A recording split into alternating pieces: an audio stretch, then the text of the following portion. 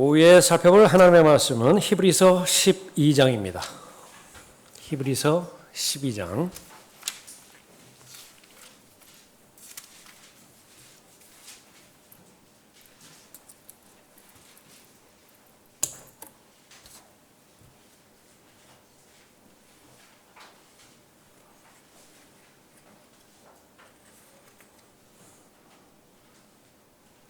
일절부터 3절까지 받들겠습니다.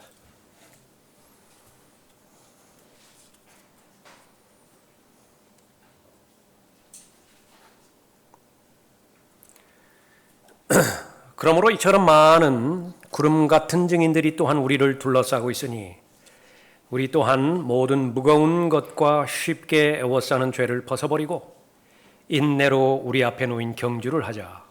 그리고 우리 믿음의 창시자요 완성자이신 예수를 바라보자. 그는 자기 앞에 놓인 즐거움을 위하여 십자가를 견디시고 수치를 개의치 아니하시더니 하나님의 보좌 오른편에 앉으셨느니라. 너희가 마음이 지쳐 낙심치 않기 위하여 자기에게 저질러진 죄인들의 그와 같은 모순된 행동들을 견뎌내신 그를 깊이 생각하라. 예수를 바라보자. 그를 깊이 생각하라. 계속 반복되어지는 권면이죠. 도대체 십자가에서 어떠한 일들이 일어났길래 예수를 바라보자, 예수를 깊이 생각하라 말씀하시는 것인지 살펴보겠습니다. 오늘 설교의 제목은 십자가에서 나타난 일들입니다. 1절부터 3절까지 믿음에 관련돼서 자세하게 잘 설명하고 이제 개인적으로 적용케 해주시는 본문 말씀이죠. 믿음은 바라는 것들의 실상이라고 말씀하셨습니다. 그 바라는 대상이 거의 대부분 사람들입니다. 사람을 통해서 믿음을 배우게 하시는 것이 또 하나님의 계획이기도 하죠. 우선 성도들이 있습니다. 1절에 보면 그러므로 이처럼 많은 구름 같은 증인들이 또한 우리를 둘러싸고 있으니 말씀하고 있죠. 성경을 통해서 얼마나 많은 사람들을 통하여 우리에게 믿음을 가르쳐주고 믿음이 늘어나기를 바라시며 또 믿음대로 끝까지 잘 완주하기를 바라시는 것입니까? 하나님의 말씀을 읽을 때마다 다른 모든 영역도 마찬가지지만 어떤 사람이 나왔다. 사람에 관한 기록이다. 그러면 가장 피부에 와닿게 그렇게 느낄 수 있는, 배울 수 있는 부분이죠. 비단 이것은 성경 안에만 있는 것이 아닙니다. 여러분 주변에서 그렇게 접할 수 있는 사람에 관련된 이야기들, 다양한 이야기들이 있는데 여러분이 성경 지식을 많이 알면 알수록 그런 우리의 삶 가운데서 일어나는 일들을 통해서 하나님의 말씀을 투영시킬 수 있죠. 교훈으로 잘 삼을 수 있습니다. 좋은 본이 되고자 그렇게 부러운 에피소드가 있다고 한다면 나의 것으로 받아들일 수 있고요. 그러지 못한다라고 한다면 반면 교사로 얼마든지 교훈으로 잘 받아들일 수가 있는 것입니다.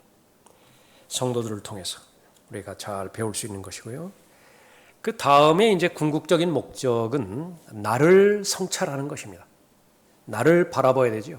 왜 그렇습니까? 그것은 상대방의 믿음, 그것이 나와 하는 관계가 없기 때문에 그렇습니다. 내가 믿어야 되죠. 하나님도 나의 하나님이어야 되죠. 하나님의 말씀도 나의 성경이어야 되고, 여러분이 참여하는 교회, 그것이 목사의 교회라고 한다면 아쉽습니다. 나의 교회여야 돼요. 마찬가지로 믿음, 나의 믿음입니다. 하나님께서는 그래서 나의 사랑하는 형제들, 나의 사랑하는 자녀들, 그런 표현들을 아주 마음을 담아서 하나님의 말씀을 통해서 우리에게 전달하죠. 우리는 준비를 해야 된다라고 말씀하고 있습니다. 이제 거의 다 달려왔거든요. 이 마라톤 경주가 거의 다 달려왔습니다. 지금까지 달려온 것에 대해서 하나님께서 잘 격려하고 칭찬하시면서 이제 조금 남았는데 조금 남은 그 경주를 잘 마치지 못하게 방해하는 요소들이 있습니다. 구체적으로 무겁게 만드는 것들이에요. 그런데 이것은 그렇게 그 불필요한 것들이라고 말씀하셨죠. 삶의 수고들을 말하는 것인데 이건 치지 않아도 되는 것입니다. 근데 어떻게 하다 보니까 이 구운더더기가 들러붙게 된 것입니다. 그러니까 다시 한번 정돈을 하게 만드는 것이죠. 또 하나는 그보다 더 심각한 것인데 죄들이에요. 믿음으로 행하지 않는 모든 죄들. 초신자 때에 자백해야 될 죄가 있고요. 또 성장하면서 5년 뒤에 믿음이 성장한 뒤에 자백해야 될 죄. 그건 다 다르죠. 초신자 때는 그것이 죄가 아니기 때문에 자백할 필요가 없습니다. 그러나 믿음이 성장하면서 믿음으로 행하지 않은 모든 것들, 그런 것들은 자백함으로 인해서 죄 문제를 해결해야 됩니다. 그런데 그것이 한두 번에 끝난 것이 아니라 한 번의 설교로, 한 번의 변화로 남겨진 경주가 완주되어지는 것이 아니라 계속해야 됩니다. 늘 대비해야 되겠죠. 어떠한 어려움들이 나에게 닥칠 것인지 미리 알려주시고 그 알려주신 어려움에 대해서 기도로 대비하라 말씀하십니다. 하루가 시작되어지면 나를 잘 알죠. 어떠한 무거운 것이 나에게 임함으로 인해서 내 달려가는 그 속도가 지체될 것인지, 어떠한 죄가 나를 둘러쌌을 때에 그것은 궤도를 이탈할 것인지 내가 아는 것이에요. 말씀과 기도를 통해서 내가 깨우친 바 있고요. 또 지금까지 적지 않은 시간 동안 경험상으로 봤을 때에 내가 그 패턴 안으로 들어가 버리면은 그 다음은 여지없이 하나님 앞에 범죄할 그런 예상되거든요. 미리 차단하는 것입니다. 그래서 말씀과 기도가 우리에게 그 중요한 것이죠. 그러면 이제 좋은 훈련이 될 것이에요. 좋은 그 연습을 통해서 삶의 우선순위가 잘 이루어질 것이죠. 자신을 성찰하는 것입니다. 자신을 살피는 것이에요. 그런데 그 모든 부분들이 이제 완성되어지는 것은 바로 믿음은 성도들의 좋은 교훈을 본받는 것만으로도 온전해지지 않고 아무리 나를 부지런히 잘 살펴본다 하더라도 온전해지지 않는 것입니다. 결국은 바로 완성되어지는 것은 믿음의 창시자요 완성자이신 예수 그리스도로 말미암아서 완성이 되는 것입니다. 그래서 예수를 바라봐야 돼요. 예수를 깊이 생각해야 됩니다. 그 곳이 바로 갈보리 십자가이죠. 십자가에서 어떠한 일들이 일어났는가, 그 일들을 통해서 어떠한 일들이 나타나는가 보는 것입니다. 십자가는 예수님께서 돌아가신 이 저주의 장소입니다. 동시에 가장 큰 축복의 장소이기도 하죠. 예수님께는 저주의 장소이지만은 죄인들에게는 축복의 장소인 것입니다. 하나님의 아들이신 예수 그리스도께서 죄인을 위해 자신의 생명을 내어 놓으신 곳이 바로 갈보리 십자가입니다. 또 반면에 그 생명을 얻은 장소가 바로 갈보리 십자가이죠.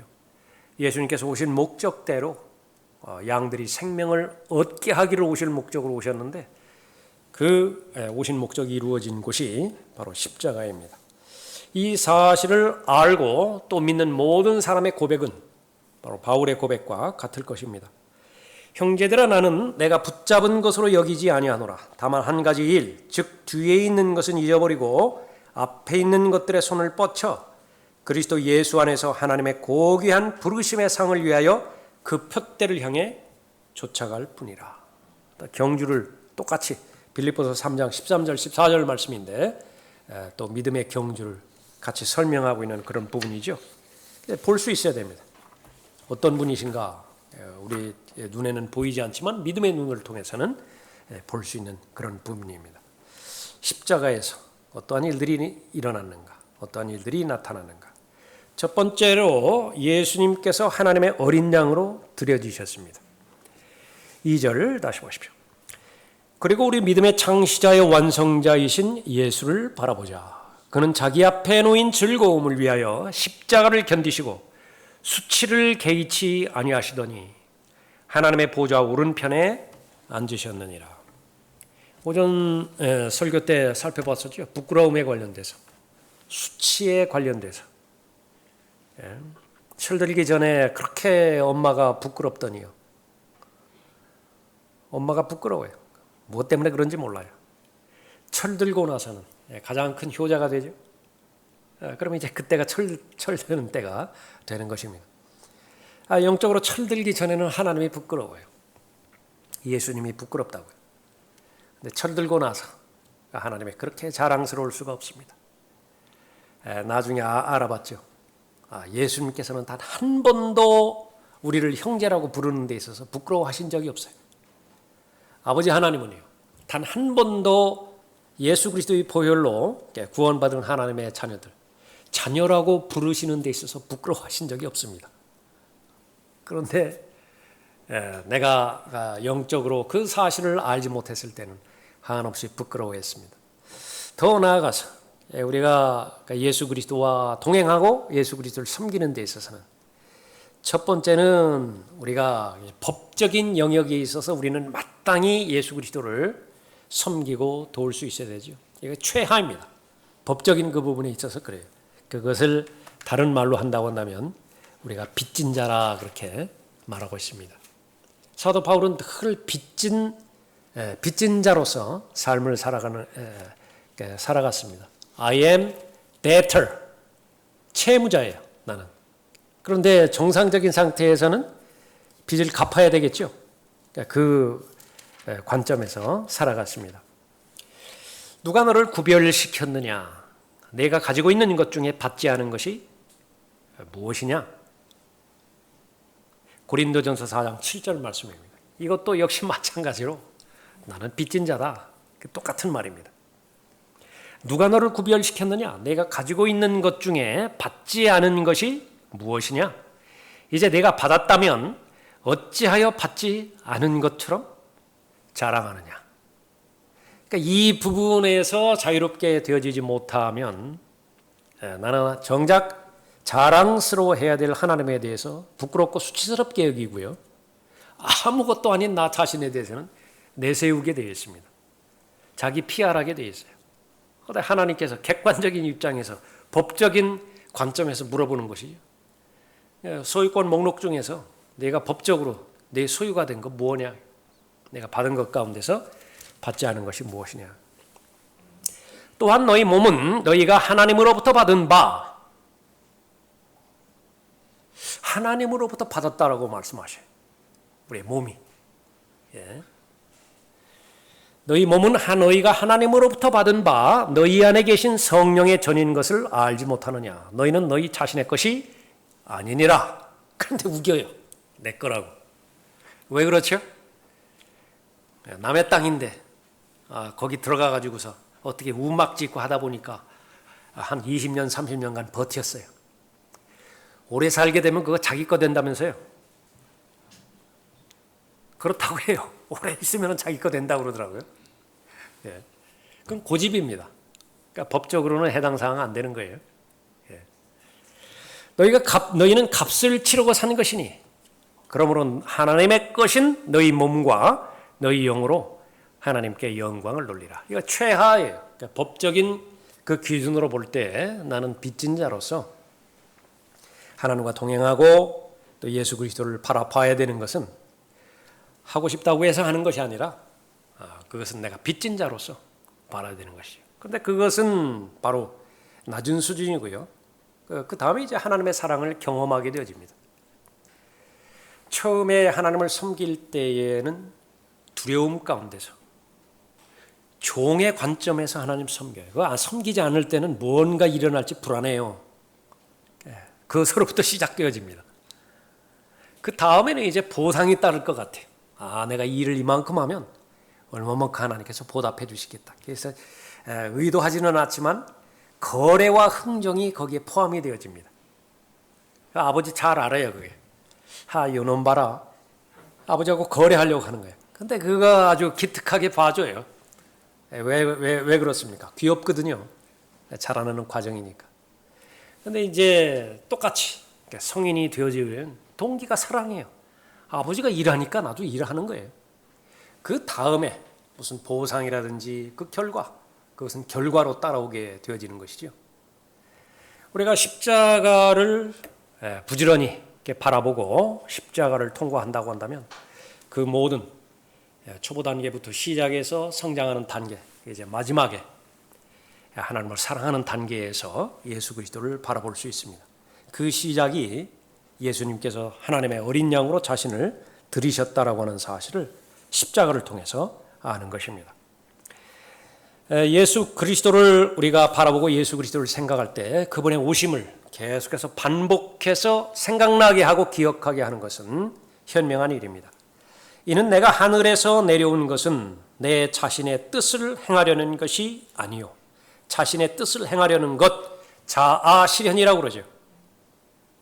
자아실현. 자아실현보다 더 높은 뜻이 없어요. 사람들의 입장에서는. 그러니까 그것이 최고의 행복이고 최고의 선인 것이에요.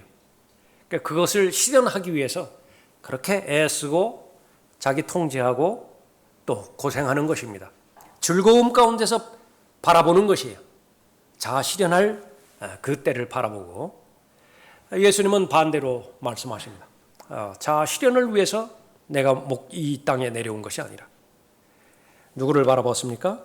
나를 보내신 분의 뜻을 행하려는 것입니다. 이것이 나를 보내신 아버지의 뜻이니 즉 그분께서 내게 주신 모든 사람을 하나도 잃지 않고 마지막 날에 다시 살리는 것이라. 그 한 사람도 예외가 없어요. 예수님의 뜻은 모든 죄인을 품으려고 하는 것입니다. 그림으로 보여주신 것이 어떤 그림이었죠? 암탉과 병아리예요. 암탉이 병아리를 다 품으려고 합니다. 그러나 문제는 병아리가 원치 않는 것입니다. 고의적으로 거부를 해버려요. 예수님께서는 하나님의 어린 양으로 십자가에서 드려지셨습니다. 겟세마네를 통과하셔야 됐죠. 겟세마네는 버림받아야 되는 장소입니다. 고난받아야 되는 장소이고 박해가 기다리고 있는 장소입니다. 나의 음식은 나를 보내신 분의 뜻을 행하고 그분의 일을 완성하는 것이라. 나는 스스로 아무것도 할 수 없노라. 나는 듣는 대로 심판하노라. 또 나의 심판이 의로운 것은 내가 나의 뜻을 구하지 아니하고 나를 보내신 아버지의 뜻을 구하기 때문이라. 말씀하시면 하시는 대로 늘 아버지가 초점이에요. 아버지의 뜻, 아버지의 뜻. 내 뜻이 아니라 아버지의 뜻. 심지어는 내가 먹는 음식마저도 아버지의 뜻과 관련이 있다라고 하는 사실을 아는 것이죠. 예수님께서 이 십자가를 통과하시는 목적, 또 즐거움 가운데서 십자가를 견디신 목적, 십자가 이후에 하나의 미랄로서 자신이 죽으실 텐데 그 뒤에 얻게 되지는 수많은 열매를 바라보셨죠. 그러기 위해서는 예수를 바라보게 해야 됩니다. 예수 그리스도를 깊게 생각하게 해야 되는 것이죠. 그래서 가장 가까운 제자들에게 그 사실을 알려주십니다. 그 가운데 하나가 베드로였어요. 베드로가 이 십자가를 바라보는 데 있어서 방해가 되지는 것은 오전에도 살펴봤지만 철저히 인간적인 요소였습니다. 인간적인 상태에서 베드로는 그 예수 그리스도를 베드로보다 더 사랑하는 사람은 없어요. 정말로 사랑했습니다. 정말로. 그런데 왜 베드로가 예수님을 그렇게 배반하느냐? 화가 나버렸어요. 가장 사랑하는 부모님에 대해서 화가 날 때 그 화가 대단할 경우 있죠. 다른 사람에게 화를 내는데 그 화가 아주 이제 걷잡을 수 없을 정도로 나타난 화가요. 아들에 대한 화입니다. 아들에 대해서 한번 화가 났는데요. 그거 돌이키지를 못해요. 원수도 그런 원수가 없다고요. 예. 베드로가 그런 심정이었어요. 그러면 자기 뜻이 아니에요. 베드로는 그것을 배울 수 있어야 되는데 배우지 못했던 것이죠. 사탄아 내 뒤로 물러가라. 너는 나에게 걸림이 되는도다. 이는 내가 하나님의 일들을 생각하지 않고 무엇이죠? 예수 그리스도는 하나님의 어린 양으로 오셨는데 그거 생각하지 않았어요. 사람의 일들을 생각함이라. 인본주의, 박애주의, 휴머니즘. 아주 지독스럽게 십자가를 가리는 방해 요소들입니다. 구원받은 이후에도 마찬가지예요. 구원받은 이후에도 가장 예수 그리스도를 따르지 못하게 방해하는 것, 자기를 부인하지 못하게 방해하는 것은 바로 자신의 육신의 성품에 동의하는 것입니다. 올리브산에 가셨지요. 제자들에게 시험에 들지 않도록 당부하셨습니다. 그 내용은 무엇이었습니까? 바로 십자가의 의미를 되새기라는 것이, 하나님의 어린 양으로 십자가에서 혼의 속죄제물로 바쳐지실 텐데 그 뜻을 잘 받아들이라고 말씀하셨던 것입니다. 그리하여 사람과 같은 모양으로 나타나셔서 자신을 낮추시고 죽음에까지 순종하셨으니 십자가의 죽음에까지라. 빌립보서 2장 8절 말씀이죠. 오신 목적대로 자신을 낮추셨습니다. 순종하셨는데 죽음에까지 순종하셨죠. 그건 저주의 죽음이었습니다. 십자가의 죽음에까지, 십자가의 죽음에까지라. 그런데 이 예수 그리스도를 바라보라는 것입니다. 이 예수 그리스도를 깊이 생각하라는 것이죠.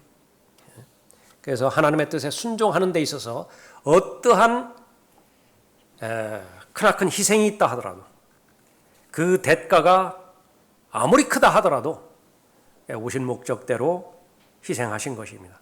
아버지의 뜻에 순종하는 아들의 모습을 십자가를 통해서 바라볼 수 있는 것이죠. 십자가, 어떤 일들이 일어났습니까? 무엇이 나타났죠? 거기에서는 두 번째로 예수님께서 하나님의 진노의 잔을 마시셨습니다. 하나님의 진노가 나타난 곳, 그것은 소돔과 고모라도 아니에요. 노아의 홍수의 심판도 아닙니다. 하나님의 진노가 나타나는 곳, 그것은 바로 십자가였습니다. 십자가를 통해서 하나님께서는 죄를 얼마만큼 미워하시는 것인지, 그 미워하시는 하나님을 통해서 하나님의 거룩하심을 잠깐 동안이나 제한적이나마 우리는 고려해 볼 수 있는 것이죠. 거룩하시도다, 거룩하시도다, 거룩하시도다. 이사야 6장 2절 말씀인데요. 스랍들이 하나님을 경배할 때, 하나님을 영화롭게 해드릴 때에 외치는 외침입니다. 3번 반복이 되죠. 최상급입니다. 가장 하나님을 높여드릴 수 있는 표현, 거룩입니다. 거룩하시도다, 거룩하시도다, 거룩하시도다. 만군의 주여 온 땅이 주의 영광으로 충만하도다 말씀하고 있습니다. 모든 악과 죄로부터 분리되어서 떠나 계신 하나님을 볼 수 있는 것이죠.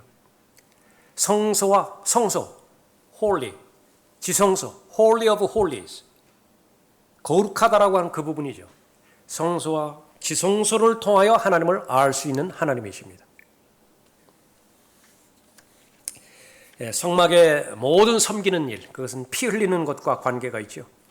또 희생적인 동물의 피 흘림으로 시작해서 그 피 흘림으로 맞춰지는 것입니다. 그러니까 왜 피가 흘려져야 되는 것이냐? 그러니까 죄의 삭은 사망이기 때문에 그래요. 죄에 대한 해결책, 그것은 사망인데, 그 사망의 문제를 해결하기 위해서는 생명은 생명으로 대체되어야만 돼요.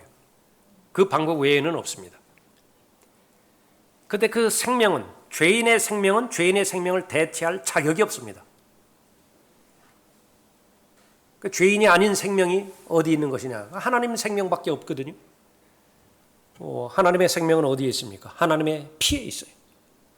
육체의 생명은 피에 있기 때문에, 죄인의 피가 잘못되었기 때문에 죄인은 죽을 수밖에 없는 것입니다. 이 땅이 저주받았기 때문에 이 땅에서 나오는 그 음식을 먹는 사람은 죽을 수밖에 없습니다. 마찬가지로 예수 그리스도의 보배로운 피, 죄와는 관계없는 하나님의 거룩하신 피이기 때문에 그 피 안에 하나님의 생명이 담겨져 있는 것이죠. 갈보리 십자가는 하나님의 진노가 나타나는 부분인데요. 세상의 모든 죄들에 대해서 하나님께서 저주하시는 그런 장소였습니다. 예수님께서 십자가를 앞두고 말씀하시죠. 아버지시여 원하시면 이 잔을 내게서 옮겨 주옵소서. 하나님의 진노의 잔입니다. 그러나 내 뜻대로 하지 마옵시고 아버지의 뜻대로 하옵소서. 아버지의 뜻은 무엇입니까? 진노의 잔을 예수님께서 마시는 것입니다. 그렇게 함으로 인해서 하나님의 진노의 문제가 해결돼요. 우리가 아직 죄인이었을 때 그리스도께서 우리를 위하여 죽으심으로써 하나님께서는 우리를 향한 그의 사랑을 나타내셨느니라. 그러므로 이제 그의 피로 의롭게 되었으니 더욱더 우리가 그를 통하여 진노로부터 구원받게 되리라. 십자가를 통해서만 구원이 이루어지게 되는 거죠.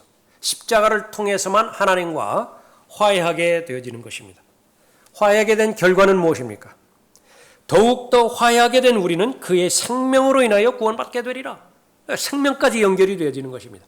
하나님의 진노가 이제는 하나님의 생명으로 바뀌어서 하나님과 교제하고 하나님의 자녀가 되어지는 것이죠.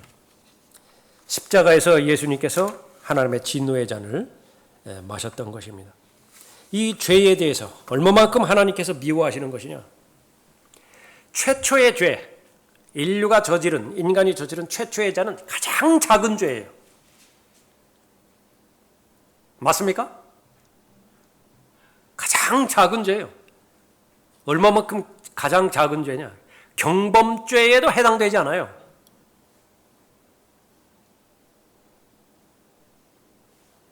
요즘은 그러면 안 되죠. 얼마 전만 하더라도 그거 어린아이가 무슨 참외 하나 따갔다고 해서 수박 한 덩어리 따갔다고 해가지고 그거 법적으로 고소하고 문제 삼을 거 없습니다. 그 정도였었는데 하나님께서 과일 하나 잘못 따먹었다고 해서 금지된 열매 잘못 따먹었다고 해서 죽여버리셨어요. 그 부분을 반대쪽에서 생각할 때 하나님께서는 이 죄에 대해서 얼마만큼 진노하시고 얼마만큼 분노하시는 것인가. 그러니까 그 죄를 없는 상태로 만들기 위해서는요, 하나님이 죽는 길 외에는 없어요. 그러니까 그것이 바로 갈보리 십자가에서 그대로 이루어진 것입니다. 죄를 왜 무서워하는 것이래요? 죄의 결과 때문에 그렇습니다. 죽음의 문제 때문에 그래요. 우리 인류의 역사 가운데서, 인간의 역사 가운데서 이 죽음이라고 하는 영역, 이 문제를 어떤 종교든지 어떤 누군가가 해결해 놨다. 그러면 종교는 더 이상 필요하지 않아요. 모든 종교의 원인은 이 죽음 때문에 생긴 것이지요. 죽음은 현실인데 반드시 오게 되어 있는데 죽은 다음 어떻게 되는 것이냐? 그런데 본성은 있잖아요. 누가 가르쳐주지 않는다 하더라도 이 죽음으로 끝나지 않는 것을 알아요. 학습되지 않는 한. 진화론자들이 사람은 물질로 이루어진 것이기 때문에 그걸로 다 끝난다고. 아무리 합리적으로 설명해주고 과학적으로 증거를 제시해준다 하더라도요, 철석같이 믿는 사람이다 하더라도 정작 자신의 죽음 앞에서는 두려워해요. 거짓말하지 못해요. 예수님께서 오신 목적, 죄를 없애기 위해서 오셨고 죽음의 문제를, 다시 말하면 죽음을 두려워하는 상태를 자유롭게 해주시려고 그렇게 오신 것입니다. 그 죽음의 문제는 갈보리 십자가에서 해결될 수밖에 없어요. 하나님의 진노로 말미암아서 누군가가 나를 대신해서 죽어야 되는 것이죠. 이 불교와 그 유교 관련돼서 죽은 다음 제사에 관련돼서 주자어류라고 하는 책이 있다고 합니다. 거기에 여러 가지 주제들이 나오는데 귀신편이 있대요.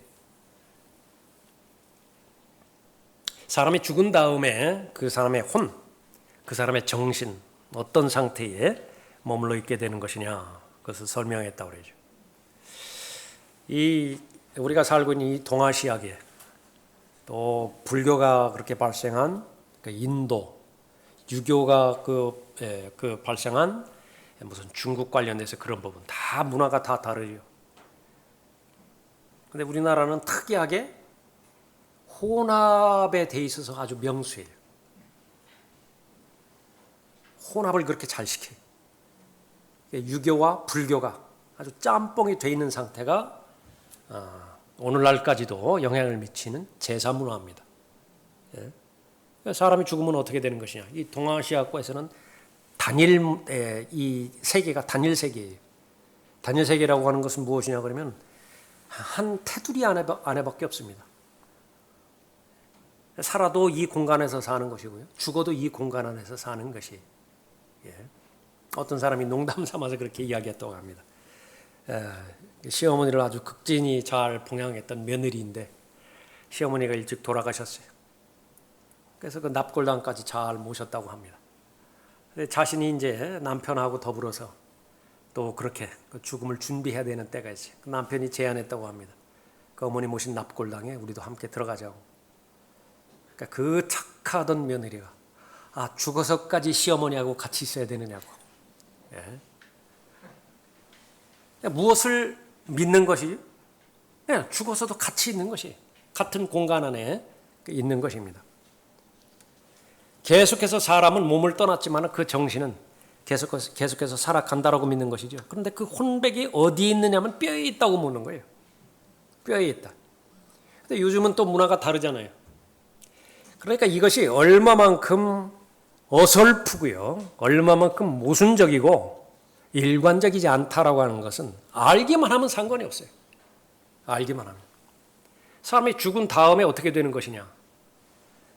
그러니까 그것을 정립해 주는 이론이 없어요. 지난번에도 한 번 말씀드릴 것 같은데, 제게로 오촌 아저씨입니다. 부산에 사셨던 분인데, 어릴 때부터, 청년 때부터 그러셨다고 그래요. 무슨 명절 때 되면은, 요즘 뭐 이제 성묘가잖아요. 어른들하고 같이 가서 산소에 절하는데, 그 표현을 하셨다고 그래요. 절하면서 이게 잘하는 짓인지 못하는 짓인지 몰라. 벌초하잖아요, 벌초. 그것도 마찬가지입니다. 이게 잘하는 짓인지 못하는 짓인지 몰라. 그래서 남겨진 사람의 입장에서는 벌초하는 것이 아주 매끈하고 보기도 좋고 그렇잖아요. 죽은 사람의 입장에서는 어떻게 되는 것이? 몰라요. 그냥 놔두어야 좋은 것인지, 깔끔하게 깎는 것이 좋은 것인지 잘 모른다고 말이에요. 죽은 다음에 계속해서 이 현실에서 살았기 때문에 먹을 것을 계속 공급해 줘야 되는데, 그 전에는 그 기간이 3년이었죠. 3년 동안 계속해서 먹을 것을 대줘야 됩니다. 그러니까 심여살이라고 그러죠. 효자냐 효자가 아니냐, 그것을 구분할 수 있는 것은 그 3년 동안에 아침, 점심, 저녁 그것을 밥을 계속 갈아줘야 되죠. 아침에 먹고 났으니까 그 점심 때는 또 새로 해줘야 될 거 아니에요. 그리고 나서 동시에 곡을 해줘야 돼요. 그러니까 그것이 효자 여부가 갈리는 것입니다. 막상 죽은 다음에 그렇게 3일장을 지낸다. 그건 바로 엊그제 죽었잖아요. 하루 24시간도 지나지 않았기 때문에 내가 식사의 그 법이요, 그 습관이 그대로 있다고요.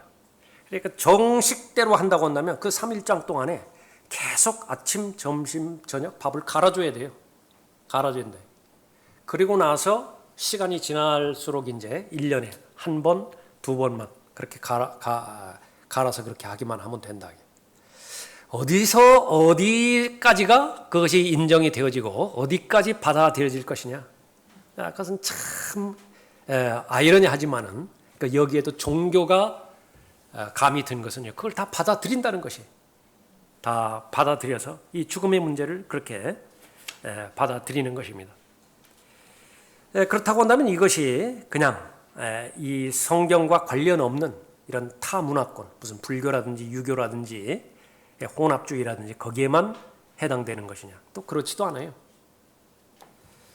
이 뼈를 숭상하는 종교가요, 이 카톨릭에서 그대로 연결을 받았는데, 로마의 그 수호신에 해당되는 것이 베드로거든요. 성 베드로.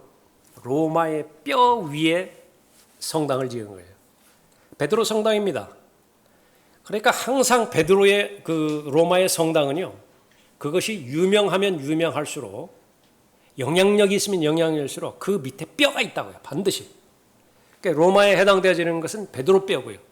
베드로의 무덤 기반 위에서 로마 그 성당, 베드로 성당이 세워지는 것입니다.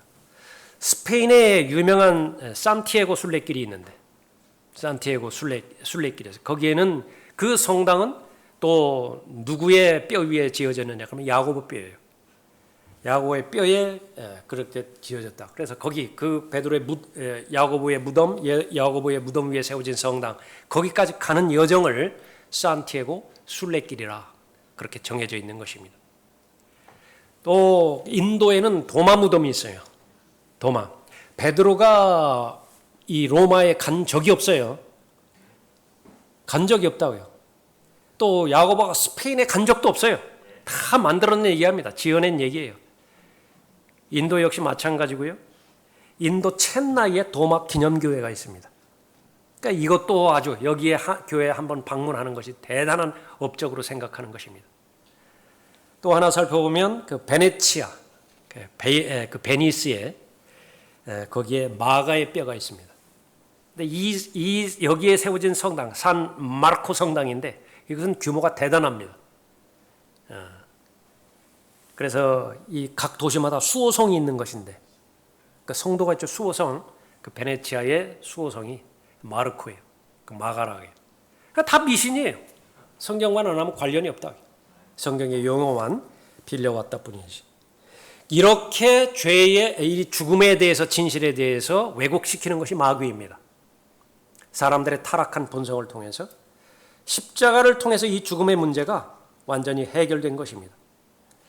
하나님 아버지께서 죄 문제를, 죽음의 문제를 예수 그리스도를 통해서 해결해 주셨기 때문에 바로 그런 것이죠. 예수님을 통해서 세 번째로 하나님의 사랑과 용서가 나타납니다. 십자가에서 예수님을 통해서 하나님의 사랑과 용서가 나타나는 것입니다. 사랑하는 자들아 우리가 서로 사랑하자. 이는 사랑이 하나님께 속한 것이기 때문이라. 요한일서 4장 7절 말씀입니다. 사랑하는 사람은 누구나 하나님께로부터 태어났으며 또 하나님을 아느니라. 이게 이제 중요합니다. 하나님을 아는 것이 영생이죠. 예수님의 말씀에 의하면 그래요. 영생은 하나님을 아는 것이고 예수 그리스도를 아는 것이에요. 어떻게 하면 하나님을 알 수 있는 것이냐? 하나밖에 없어요. 그건 하나님을 사랑해야 하나님을 알아요. 하나님을 사랑해야 하나님을 아는 것입니다.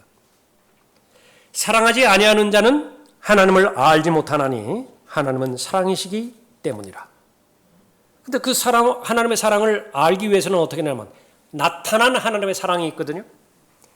우리를 향한 하나님의 사랑이 이렇게 나타났으니 곧 하나님께서 그의 독생자를 세상에 보내신 것은 우리로 그를 통하여 살게 하려 하심이라.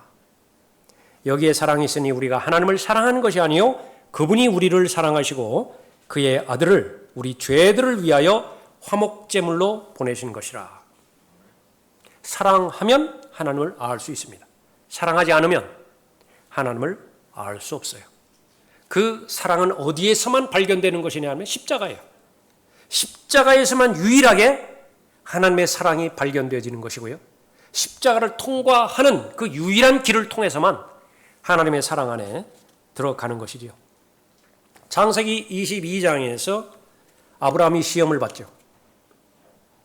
그것이 바로 성경에서 사랑이 제일 첫 번째 언급되어지는 곳이기도 합니다. 그 사랑이 입증이 되었는데 세월이 흐른 다음에 솔로몬이 예루살렘에서 성전을 세우려고 할 때 바로 그 장소 위에 성전을 세웁니다. 모리아 산 위에. 시간이 또 흘렀어요.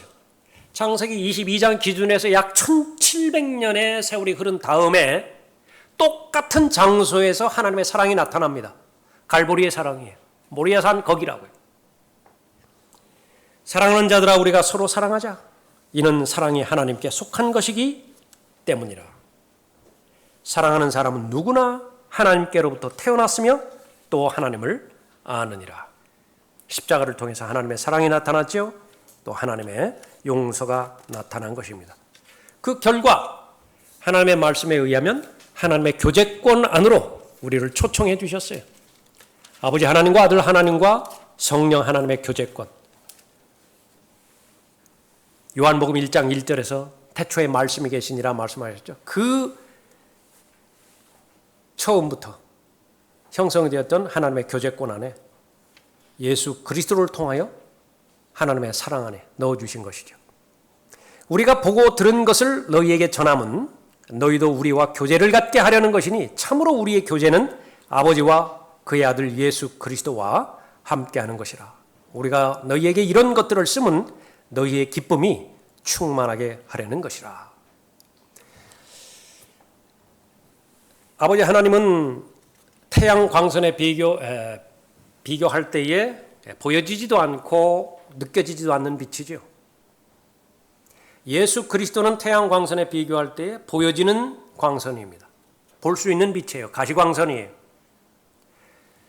성령 하나님을 태양광선에 비교할 때에 보여지지는 않지만 느껴지는 광선이라고 해요. 열선이라고 해요.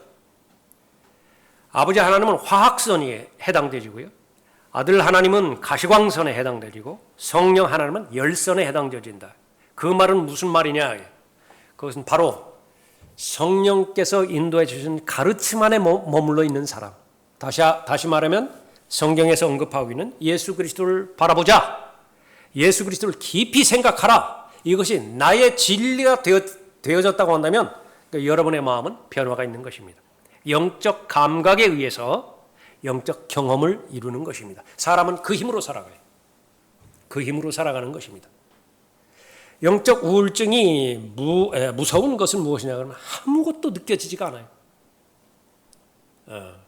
그러나 처음에는 그렇게 시작될 수 있습니다. 처음에 예수 그리스도를 영접할 때 그냥 무덤덤하게 영접할 수 있어요. 다른 사람보다 크게 내가 죄인이라고 하는 거 느껴지지 않을 수도 있습니다. 예수님께서 나를 위해서 희생하셨는데 그 고마움이 다른 사람에 비해서 작을 수 있어요. 괜찮아요. 하나님께서 바라보시는 것은 마음으로 믿기만 하면 돼요. 그 다음에는요, 이제 주의 인자하심을 계속해서 맛보아 알아가게 하시는 것입니다. 성령 하나님께서요. 누구를 그렇게 하시는 것이에요? 계속 바라보는 사람. 계속 바라보는 사람. 이해가 되든지 되지 않든지 간에 장대에 매달린 노스로 만든 놋뱀을 바라보면 살아요. 치유가 된다고요. 다 이해가 돼서 그런 거 아니에요. 근데 나중에 하나님의 인도함을 받게 되어진다면 다 알게 되어지죠. 점진적으로 알려주세요. 특히 신약 성도의 입장에서는 친구라고 말씀하셨고 숨길 것이 없어요. 하나님의 말씀 안에 순종하기만 한다면 다 보여주시는 것이죠. 여러분의 또 하나의 기도의 제목이기도 합니다. 나는 영적인 감수성이 풍부해야 돼요. 또 영적인 경험이 풍요로워야 되는 것입니다. 그것은 하나님의 말씀이 나에게 빛을 비추어 봤을 때 내 영안이 열리는 그 시점을 해서 계속 하나님의 진리의 말씀을 바라볼 수 있는 영적인 안목이 있기 때문에 그렇죠. 귀가 열린다고요. 하나님의 말씀을 들을 때에 정말 하나님의 말씀으로 받아들여져요. 사람의 말이 아니라. 그것이 계속 시간이 지나면 지날수록 그리스도의 충만하심에 장성한 분량에까지 이르면 이룰수록 더욱더 하나님을 잘 알게 되는 것이죠. 비결은 어디에? 십자가예요. 칼보리 십자가를 계속 방문하면 되는 것입니다. 그걸 쳐다보면 돼요. 거기서 어떤 일들이 일어나는가? 그 십자가가 없었더라고 한다면 나의 운명은 어떻게 되었을 것인가? 그 사실은 바로 하나님의 사랑과 하나님의 용서를 계속해서 바라보게 해주시는 것이죠. 어떻게 기도할 수가 있겠습니까? 스테판의 기도를 할 수가 있게 해야죠. 아버지시여 저들을 용서해 주옵소서. 그들은 자기들이 하는 것을 알지 못하나이다. 예수님의 기도, 그것이 나의 기도가 된 것입니다. 바울과 같은 기도를 할 수가 있는 것입니다. 원수를 위해서 기도하게 해줄 수 있는 그 수준까지 올라가는 것이죠. 이것은 내 노력과는 상관이 없어요. 내 마음에 얼마만큼 본래 선한 또 착한 성품이냐 그것과는 상관이 없습니다. 그건 불가능해요. 얼마만큼 자주 예수 그리스도를 바라보느냐, 얼마만큼 자주 예수 그리스도를 의식적으로 깊이 생각하느냐, 거기에 달려있는 것입니다. 그러나 나에게는 우리 주 예수 그리스도의 십자가 외에는 결코 자랑할 것이 없나니 그로 인하여 세상이 나에게 십자가에 못 박히고 나도 세상에게 그러하니라. 추수의 원리, 죽어야 살죠. 한 알에 미리 죽어야 많은 열매를 맺는 것입니다. 내가 죽지 않으면 나를 통해서 맺을 열매가 없어요. 나는 누군가요? 육신이라고요. 나는 누군가요? 육신의 죄들의 몸으로 이루어진 옛사람이죠. 그러니까 죽어야 되는 것인데 어떻게 죽는 것이냐? 내가 고백하는 것입니다. 매일매일 십자가를 통해서 십자가에서 어떤 일들이 일어나는가? 그 십자가에서 어떤 일들이 나타나는가? 그것은 날마다 묵상하고 날마다 그 말씀대로 사는 것이죠. 그래서 십자가를 진 채 나는 태어난 사람이라. Born crucified. 그 말대로, 그 운명대로 매일 십자가와 함께 하루를 시작하는 것입니다. 나는 십자가에 못 박혔어요. 그런데 현실, 여전히 나는 살아있어요. 내가 믿어야 되죠. 교리를 믿어야 되고, 하나님께서 말씀하실 때 2000년 전에 예수님께서 십자가에 못 박혀 돌아가셨을 때 나도 죽은 거예요. 그런 적이 없는데요. 아담이 범죄했을 때 나는 범죄한 적이 있었나요? 그러면 대표성이라고요. 대표성. 한 사람, 아담이라고 하는 한 사람이 대표했듯이 예수 그리스도라고 하는 하나님의 어린 양 한 분이 모든 죄인을 대표했는데 그걸 믿는 거예요. 그렇게 됐을 때에 내가 아니라 내 안에 계신 예수 그리스도로 말미암아서 나는 살아가게 되는 것이죠. 시인에는 능력이 있습니다. 예수 그리스도를 주로 시인하는 데는 성령 하나님께서 능력을 주세요. 생각하는 것과는 달라요. 내가 생각해도 되지만 내가 입으로 시인한다. 진실된 마음으로 예수 그리스도는 저의 주가 되십니다. 내가 나한테 말한다. 마귀가 듣는 거예요. 하나님께서도 들으시는 것입니다. 거기에는 능력이 있는 것이죠. 매일매일마다 자기를 부인하는 것입니다. 예수 그리스도를 시인하는 것이죠. 오늘 본문 말씀에 의하면 바라보는 그 내용이죠. 누구를 바라봐야 된다고요? 앞서 달려간 믿음의 성도들 바라보는 것입니다. 어떤 성도들이 있어요? 많은 성도들이 있어요. 대표적으로 몇 명만 그 전장인 히브리서 11장에서 그렇게 추려서 간략하게 보여주셨습니다. 여러분 주변에 많이 있고요. 여러분 가정에도 있고 또 여러분의 교회에도 있죠. 또 누구를 바라봐야 됩니까? 그를 토대로 해서 나 자신을 바라봐야 돼요. 결국은 내가 달려가야 될, 완주해야 될 경주이기 때문에 그렇죠. 스스로 알지 못하는 상태에서 무거워진 것이 있습니까? 하나님의 말씀을 통해서 해결 보면 돼요. 더 나아가서 곁길로 나가게 하는 죄를 짊어지고 다가가는 부분이 있습니까? 보혈을 의지해야 됩니다. 그 모든 부분들이 끝까지 잘 완주되기 위해서는 믿음의 창시자요 완성자이신 예수를 바라봐야 되죠. 한 번만 바라보는 것이 아니라 매일매일마다 반복해서 끈기 있게 인내를 가지고 계속해서 바라봐야 되는데 그것이 곧 묵상입니다. 깊이 생각하라. 늘 승리하고 늘 그 영광을 하나님께 돌려드리는 여러분이 되시기 바랍니다. 다 같이 일어나시겠습니다.